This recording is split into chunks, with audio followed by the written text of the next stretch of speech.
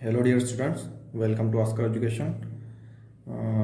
हम यहाँ पर अब अपना 12th कक्षा 12वीं का अगला टॉपिक एकांक आवेश लेते हैं। यहाँ पर हमने कल देखा था गुलाम के नियम से संबंधित हमने सारी चीज़ें बता दी थी। जैसे हमने एसआई मात्रक निकाल लिया था, उसका सीजीएस पद्धति में वैल्यू उसकी निकाली थी। यहाँ पर हम उसके जस्ट बाद हम एकांक आवेश लेते हैं कि एकांक आवेश क्या होता है।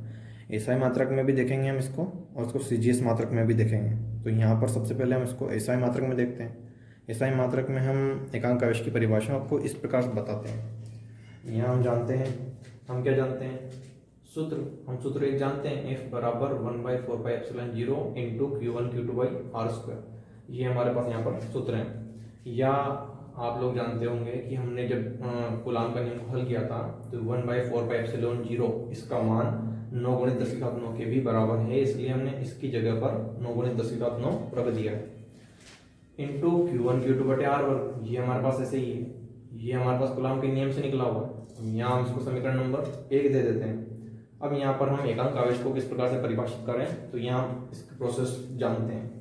देखना, यदि F बराबर 9 × 10⁹ न्यूटन, ये हमने माना है। जैसे अपन लेते हैं कि मान लीजिए बल अपना 9 × 10⁹ न्यूटन है, दो आवेशों के बीच की दूरी r बराबर 1 मीटर हम लेते हैं, तथा Q1 Q2 बराबर Q, मतलब Q1 और Q2 जो दो बिंदु आवेश है हमारे पास, इन दोनों को हम Q ले लेते हैं। तो समीकरण x क्या होता है, तो समीकरण x से हमने क्या कर दिया, 9 × 10⁹, तो हमने f की जगह रख दिया 9 × 10⁹ बराबर ऐसा ही है हमारे पास 9 × 10⁹ यहाँ भी है, तो हमने इसको ऐसे ही रहने दिया। हमको निकालना है Q, क्योंकि यहाँ पर एकांक आवेश की बात हो रही है, इसलिए Q का हमने Q1 और Q2 दोनों को बराबर माना है। तो यहाँ पर हमने Q1 की जगह Q लिख दिया, Q2 की जगह Q लिख दिया, क्योंकि हमको इसके बराबर हमने Q को दर्शाया था।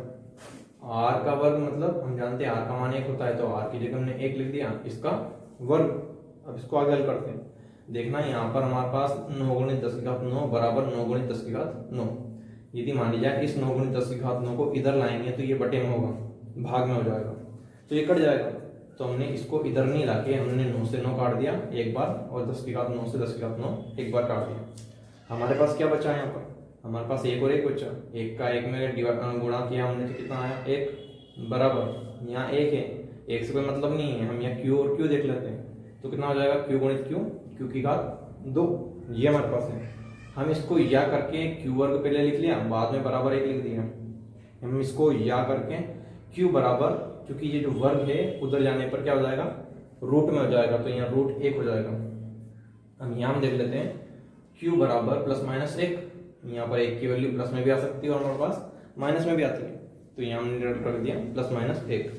अब यहाँ हम देख लेते हैं, क्योंकि अब देखते हैं हमारे पास परिभाषा किस प्रकार बन रही है। जैसे मान लिया जाए हमारे पास एक Q और ये Q 1 और 2, ये बिंदु है हमारे पास, ये बिंदु है, इनके बीच की डिस्टेंस है। कूलाम का नियम हमसे बोलता है कि दो बिंदु आवेश होने चाहिए हमारे पास, तो हमने यहाँ दो बिंदु आवेश मान लिए हैं। अब इनके बीच की दूरी हम r, ठीक है, ये हम कूलाम के नियम से समझ चुके हैं। अब यहाँ हम देखते हैं r का मान हम एसआई पद्धति में, एसआई मात्रक में एकांक आवेश को निकाल रहे हैं, इसकी परिभाषा निकाल रहे हैं। तो यहाँ हम देखते हैं Q1 और Q2 इनके बीच की डिस्टेंस r है, लेकिन एकांक आवेश के लिए हम इसको केवल 1 मानेंगे। 1, हमने r बराबर 1 मीटर लिया, हमने r बराबर 1 मीटर लिया, ठीक है। अब एकांक आवेश है तो केवल आवेश को हम, दो आवेश है हमारे पास Q1 और Q2, इन दोनों को बराबर करते हैं। तो हमने Q1 और Q2 को Q कर दिया, तो हमने इस Q1 की जगह Q और ये Q2 की जगह भी Q ले लिया, ये हमारे पास आ गया, ये दो आवेश हो गए। अब हम जानते हैं कि दो बिंदु आवेशों के मध्य एक बल लगता है ना, तो बल लगता है तो ये दोनों साइड बल लगता है, ये अपोजिट एक दूसरे पर बल लगाते हैं। अब बल लगाते हैं तो मान लिया जाए इन पर जो बल लगता है वो F है, बराबर कितना बल लगता है, 9 × 10⁹। इतने न्यूटन का इनके पास बल लगता है, इतना न्यूटन इन पर बल लगता है। अब यदि यहाँ पर अपने पास इतना बल लगता है तो हम परिभाषा में देखते हैं, यदि समान परिमाण के दो सजातीय आवेश, अब ये बोल रहा है समान परिमाण हम जानते हैं कि Q1 और Q2 बराबर Q माना है, तो मतलब Q और Q, यहाँ भी हमने Q ले लिया और ये भी Q ले लिया है, तो ये दोनों समान परिमाण हो गया। यदि समान परिमाण के दो सजातीय आवेश, सजातीय मतलब एक जैसे, ये भी धन का लिया हमने और ये भी धन का लिया, हम चाहते तो ऋण का भी ले सकते थे, इसको भी और इसको भी। सजातीय आवेश हमारे पास इस प्रकार है, इसलिए हमने इसको धन धन में ले लिया। वायु या निर्वात में, अब वायु या निर्वात की बात कर रहे हैं, में 1 मीटर की दूरी पर स्थित होने पर, अब यहाँ पर हमने देख लिया, इनको हमने सजातीय आवेश दे दिया, मतलब एक जैसा आवेश हो गया। उसके बाद हमने इन दोनों को 1 मीटर की दूरी पर रख लिया। होने पर एक दूसरे को 9 गुणित 10⁻9 न्यूटन बल से प्रतिकर्षित करें। अब हम जानते हैं कि जब भी कोई धन और धन आपस में टकराता है तो ये एक दूसरे को प्रतिकर्षित करते हैं, ये एक दूसरे को यहाँ पर प्रतिकर्षित करते हैं। तो ये भी हमारे पास क्या कर रहे हैं, क्यू, ये भी धन का है, ये क्यू भी धन का है। अब इनके बीच में जो बल लग रहा है वो कितना लग रहा है, F बराबर 9 गुणित 10⁻9। अब इनके बीच में जो बल लग रहा है, अब ये जब बल लगेगा इनके बीच में तो ये एक दूसरे को क्या करेंगे, प्रतिकर्षित करेंगे, मतलब दूर भागेंगे एक दूसरे से। अब दूर भागेंगे तो प्रत्येक आवेश एकांक आवेश कहलाता है। अब ये एक दूसरे से दूर भाग गए हैं तो ये जो आवेश हमारे पास कहलाता है ये एकांक आवेश कहलाता है। ये भी दूर भाग रहा है तो ये भी हमारे पास एकांक आवेश कहलाता है। अब हम परिभाषा हमारे पास इस प्रकार हो चुकी है, यदि समान परिमाण के 2 सजातीय आवेश वायु या निर्वात में 1 मीटर की दूरी पर स्थित होने पर एक दूसरे को 9 गुणित 10⁻9 न्यूटन के बल से प्रतिकर्षित करें, मतलब दूर भागे एक दूसरे से, तो ये अपने पास, तो प्रत्येक आवेश एकांक आवेश कहलाता है। हमारे पास ये एकांक आवेश कहलाता है। इसको भी एकांक बोल दें, हम इसको भी एकांक बोल दें, तो ये एकांक आवेश की परिभाषा होगी। यहाँ हम देख लेते हैं, यहाँ पर आवेश की बात आ गई हमारे पास। आवेश के इस मात्रक को कूलाम कहते हैं। आवेश जो हमारे पास निकला है एकांक आवेश, तो आवेश का मात्रक हमने कूलाम दे दिया, इसको ही हम कूलाम। अब जैसे यहाँ पर अपने पास चार्ज आया है, चार्ज मतलब आवेश। अब आवेश का ये जो मात्रक रहेगा आवेश का वो रहेगा अपने पास कूलाम, अर्थात एसआई पद्धति में आवेश का मात्रक कूलाम। इसलिए हमने बोल दिया कि एसआई पद्धति में, ये हमारे पास जो एसआई पद्धति है इसमें आवेश का मात्रक कितना हो गया, कूलाम। आवेश का मात्रक हमारे पास यहाँ पर कूलाम है, ये कूलाम, तथा 1 माइक्रो कूलाम। अब यहाँ पर हम छोटे मात्रक भी देख लें कूलाम के, तो 1 माइक्रो कूलाम मतलब माइक्रो को हम म्यू से दर्शाते हैं, म्यू, ये म्यू और ये कूलाम, इसको माइक्रो कूलाम, इसको हम लिखते हैं 10⁻6 कूलाम, इसके बराबर होता है। ये हमारे पास एसआई मात्रक में एकांक आवेश की हमने परिभाषा देख ली। अब हम आगे सीजीएस मात्रक में इसका वर्णन करते हैं। स्टूडेंट्स, एकांक आवेश को अभी हमने एसआई मात्रक में समझा था, अब यहाँ पर हम इसको सीजीएस स्थिर वैद्युत मात्रक में हम इसको समझें। एकांक आवेश सीजीएस स्थिर वैद्युत मात्रक में किस प्रकार से हल होता है। यहाँ पर हम जानते हैं कि कूलाम के नियम से हमने पढ़ा था कि सीजीएस मात्रक में उसका सूत्र जो रहता है अपने पास F बराबर Q1 Q2 बटे R वर्ग, ये रहता है। इसको हम यहाँ पर देख ले कि कूलाम का नियम हमारे पास क्या था, यहाँ पर F समानुपाती Q1 Q2 समीकरण 1 नॉन, F समानुपाती 1/R का वर्ग समीकरण 2। इसको हम एक में कर लेते हैं, संयुक्त कर लेते हैं, तो संयुक्त करने पर हमारे पास आ जाता है Q1 Q2 बटे R वर्ग। यदि हम अनुक्रमानुपाती को हटाते हैं तो F बराबर आ जाता है अपने पास K Q1 Q2 बटे R वर्ग। यहाँ पर हमारे पास क्या आ रहा है, K आ रहा है। यहाँ पर अपने पास ये समानुपातिक नियतांक है, K जो है हमारे पास समानुपातिक नियतांक है। अब यदि हम यहाँ सीजीएस की बात करते हैं, सीजीएस में हमने देखा था कूलाम के नियम पर कि यदि मान लिया जाए वायु या निर्वात हो तो K की वैल्यू 1 होती है। यहाँ पर सीजीएस की बात है, एसआई की बात अलग होती है, हम सीजीएस की बात कर रहे हैं। यहाँ पर सीजीएस में वायु या निर्वात होता है तो हमारे पास K बराबर 1 होता है। इस K बराबर 1 को हम यहाँ रख देते हैं, तो हमारे पास आ जाएगा F बराबर, इस K की जगह हम रख देते हैं 1, यहाँ रहेगा Q1 Q2 बटे R का वर्ग। F बराबर Q1 Q2 बटे R का वर्ग, ये सूत्र हमारे पास वहाँ पर हमने निकाला था। अब हम इसको डायरेक्ट सीजीएस स्थिर वैद्युत मात्रक में यहाँ ला रहे हैं, क्योंकि हमको एकांक आवेश को परिभाषित करना है कि सीजीएस मात्रक में किस प्रकार से इसको परिभाषित किया जाए। यहाँ पर हम ठीक वैसे ही करेंगे जैसे हम एसआई मात्रक में हमने किया था। यहाँ पर हमने यदि Q1 Q2 बराबर हम ले लेते हैं Q, यहाँ पर हमने सजातीय आवेश लिया, सजातीय आवेश हम लेंगे या तो प्लस प्लस का ले लें या माइनस माइनस का ले लें। यहाँ पर हम R = 1 सेंटीमीटर लेंगे, स्टूडेंट्स आप लोग जानते होंगे कि सीजीएस की जो फुल फॉर्म होती है वो होती है सेंटीमीटर ग्राम सेकंड। ये हमारे पास सेंटीमीटर ग्राम सेकंड होती है। ये हमारे पास है, इसलिए हमने जो इनकी बीच की दूरी ली है जो आर बराबर 1 सेंटीमीटर ली है, आर बराबर 1 सेंटीमीटर। तथा जो बल मतलब हमने एफ का मान कितना लिया है, 1 एकांक आवेश को परिभाषित कर रहे हैं, इसलिए हमारा हमको 1 लेना पड़ेगा। 1 डाइन हमने यहाँ पर ले लिया। अब सीजीएस पद्धति में बल का मात्रक कौन क्या होता है, डाइन होता है। सीजीएस पद्धति में बल का मात्रक डाइन होता है, तो डाइन हमने लिखा है क्योंकि यहाँ पर हम सीजीएस के लिए हल कर रहे हैं, इसलिए जो भी चीज यहाँ पर हम लेंगे उसको सीजीएस मात्रक के अनुसार लेंगे। जैसे बल का तो डाइन हो गया, यहाँ आर का सेंटीमीटर हो गया, क्यों हमने सजातीय आवेश लिया ही सही।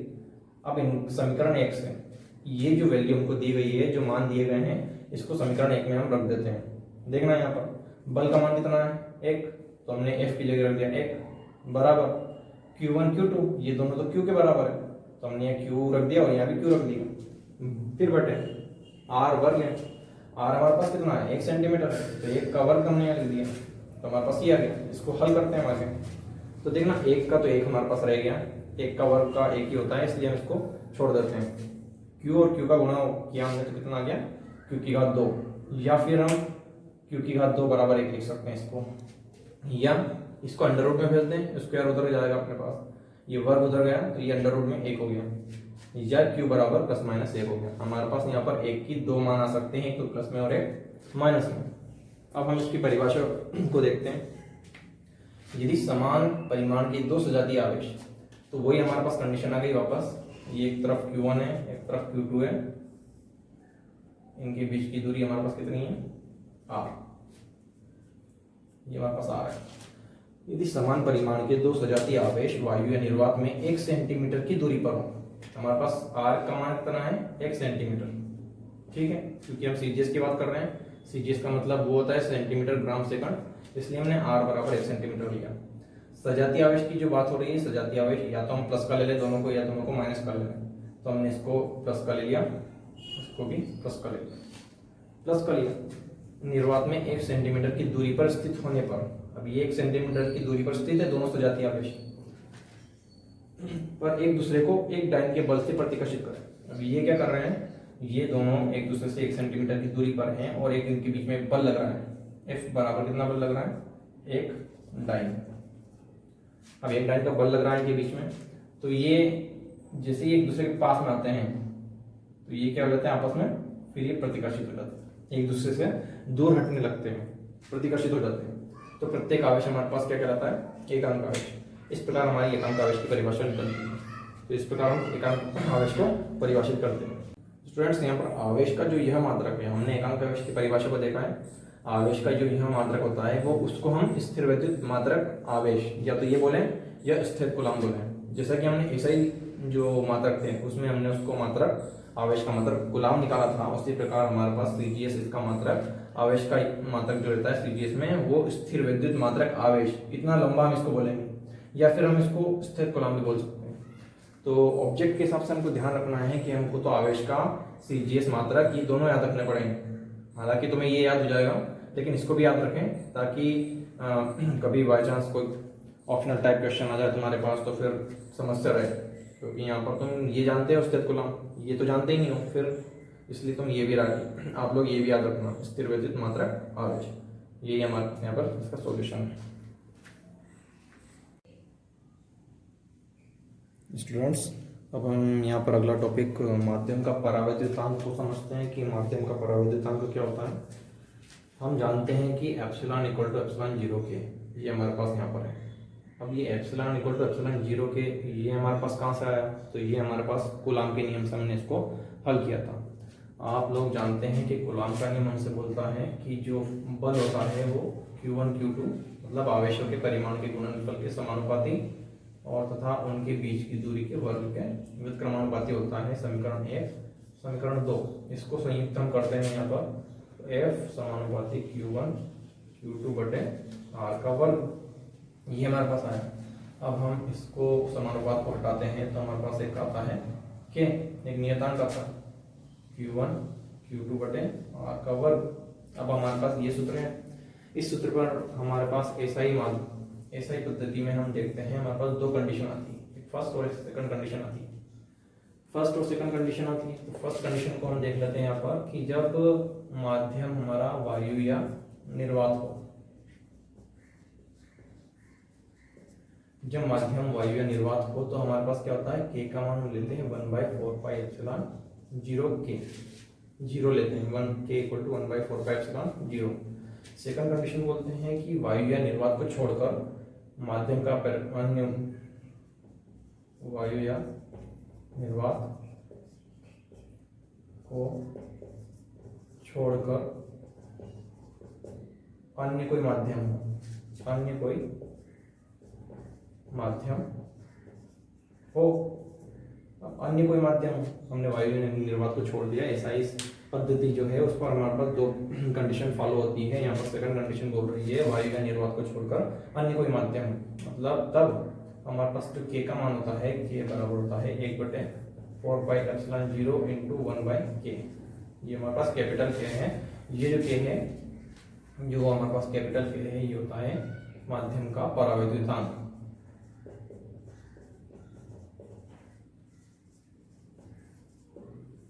कि हमारे पास होता है माध्यम का परावैद्युतांक।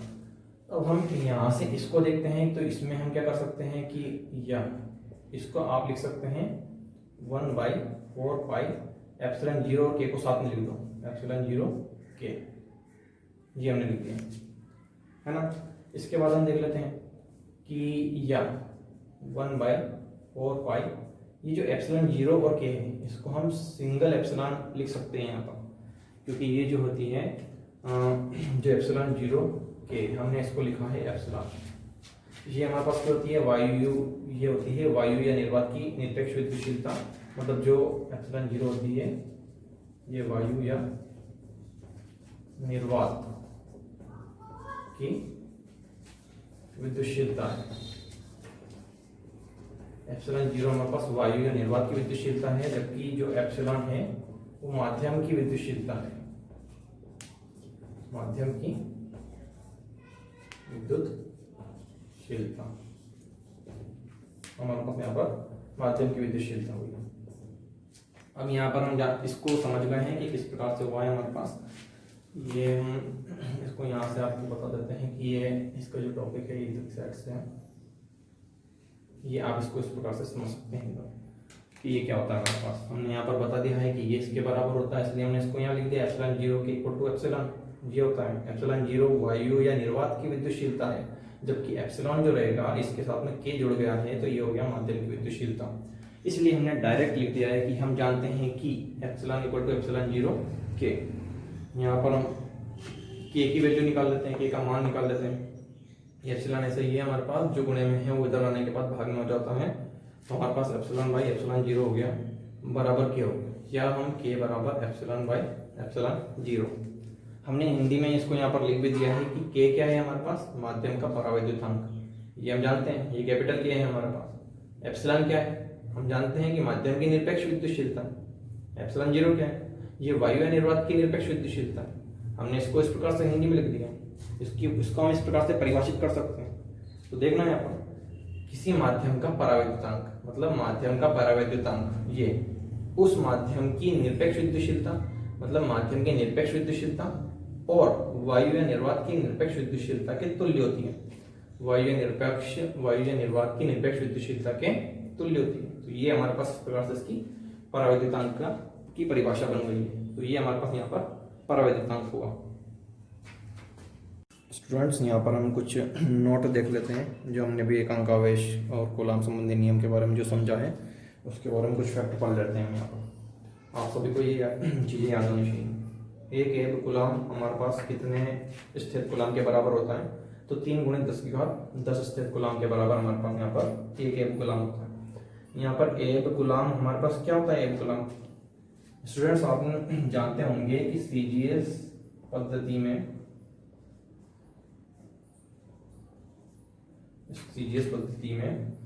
अपने पास आवेश का मात्रक, सीजीएस पद्धति में आवेश का मात्रक क्या होता है हमारे पास, विद्युत चुंबकीय मात्रक।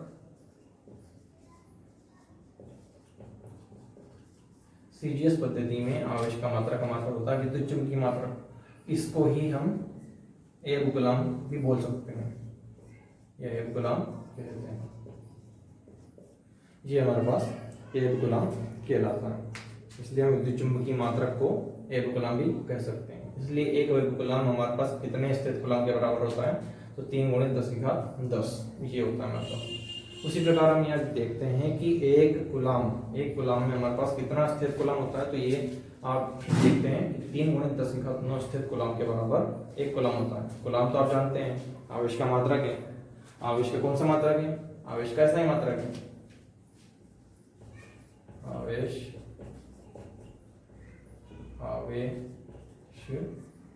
का स्थायी मात्रक गुलाम होता है हमारे पास। ये गुलाम है, इसलिए एक गुलाम बराबर होता है 3 × 10⁻9 स्थित गुलाम। यहाँ हम देख लेते हैं गुलाम बल एक केंद्रीय बल है। अब हम यहाँ केंद्रीय बल किस प्रकार से, क्योंकि हमारे पास जो आवेश रहते हैं Q1 और Q2, इनके बीच की जो डिस्टेंस रहती है, इन पर एक बल कार्य करता है। ये बोल रहा है कि गुलाम बल जो है एक केंद्रीय बल है। अब इनके बीच में बल कार्य करता है, इनके बीच में बल कार्य करता है, तो ये जो दोनों होंगे एक ही रेखा के अनुदिश होंगे, ये भी इधर की ओर जाएगा, ये भी इधर की ओर जाएगा, तो उनके केंद्र की ओर एक बल कार्य करता है। इसलिए हम बोलते हैं कि गुलाम बल जो है एक केंद्रीय बल है। इस प्रकार से हम बोल सकते हैं। हम देख लेते हैं लास्ट वाला, गुलाम बल एक संरक्षी बल है। संरक्षी बल किस प्रकार से, कि मान लिया जाए ये हमारे पास Q1 है और यहाँ Q2 है, Q1 Q2 हो गया हमारे पास। जब यहाँ पर बल लगता है, जब दोनों आवेशों के मध्य बल लगता है, तो आवेश का इस बल पर कोई प्रभाव नहीं पड़ता है। इसलिए हम इसको बोल सकते हैं कि गुलाम बल एक संरक्षी बल है, मतलब आवेशों का संरक्षण प्रदान कर रहा है। यहाँ पर हम आवेशों का संरक्षण प्रदान कर रहा है, इसलिए यहाँ पर एक संरक्षी बल है। ये हमारे पास यहाँ पर स्टूडेंट्स, यहाँ पर हम कुछ नोट को देख लेते हैं कि नोट में हमारे पास क्या क्या इंपॉर्टेंट फैक्ट हो सकते हैं। यहाँ पर हम देखते हैं कि पहला पॉइंट है हमारे पास धातु का परावैद्युतांक। यहाँ पर परावैद्युतांक की बात हमने इससे पहले टॉपिक में की थी। यहाँ पर कुछ इसके नोट हैं ताकि तुम्हें इसका नॉलेज होना जरूरी है। धातु का परावैद्युतांक हमारे पास कितना होता है? अनंत। ये एक फैक्ट है, इस फैक्ट को आपको याद रखना है। कुछ पदार्थ, इसके अतिरिक्त हम कुछ पदार्थों के परावैद्युतांक देख लें कि होता क्या है। यहाँ देख लेते हैं पदार्थ में एम्बर और एबोनाइट, इसका परावैद्युतांक कितना होता है? 2.8। दोनों का इतना होता है। हमारे पास एम्बर एबोनाइट के बारे में हमने जो स्टार्टिंग में बात की थी, जब हम आवेश की परिभाषा को हम दे रहे थे उस समय, और विद्युत की परिभाषा दे रहे थे उस समय, हमने एम्बर एबोनाइट की बात की थी। ये हमारे पास एक छड़ होती है इनकी, जो कि ऋणात्मक होती है और इन पर ऋणावेश होता है।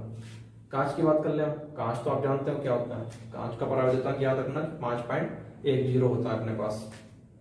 पानी का परावैद्युतांक हम देख लें। पानी का हमारे पास होता है 80.4, इसका परावैद्युतांक होता है।